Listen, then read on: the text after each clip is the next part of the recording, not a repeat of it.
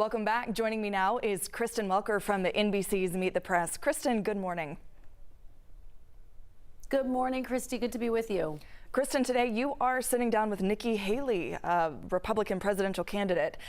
Haley now has lost 2 contests after former President Donald Trump won the New Hampshire primary.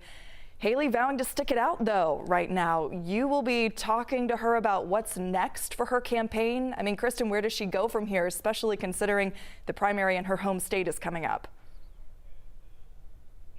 All eyes are on South Carolina, her home state. Voters there will vote in 27 days. Haley makes the case that's a lifetime in politics. The question, is her state make or break for her? As you point out, Trump has a lot of momentum coming off of those wins in Iowa and New Hampshire. What does she need to do to win over some of his voters? We know that she shifted her strategy. She's ramping up her attacks against the former president, calling him everything from unhinged to raising questions about his mental acuity. Some of her supporters wondering, is it too little, too late? And the big question is really, can she keep donors on board with her campaign? So a lot at stake here. But look, Nikki Haley has said she is in this for the long haul. So we'll talk to her about her strategy and how she sees her path to the nomination. Christy?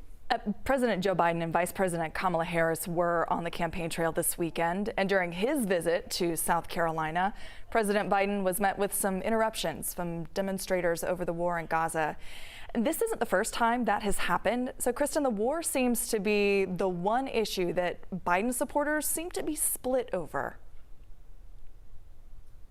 This is one of his biggest vulnerabilities. There's no doubt about that. As you point out, there were protesters at his events. We know that the campaign is trying to find a way to both make sure that protesters can be heard and make sure the president can get his message out as well. This is over the issue of the Middle East, Biden's full-throated support for Prime Minister Netanyahu and the Israeli government. But of course, privately, we know the administration has been urging the Israelis to do as much as they can to protect civilian lives. Now we're getting some new reporting that a deal may be underway for a pause in the fighting in exchange for the hostages. That would be significant. But again, how does he win back some of those younger, some of those more progressive voters? I'm going to be talking to Congresswoman Alexandria Ocasio-Cortez.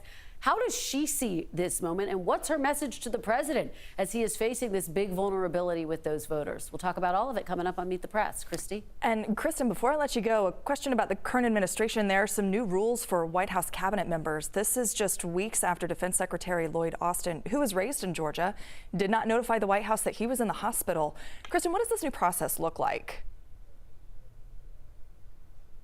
Well, as you say, this is about trying to make sure that there's more transparency. But I do think the questions will continue about Defense Secretary Lloyd Austin. The fact that the president went several days without knowing that he had been hospitalized.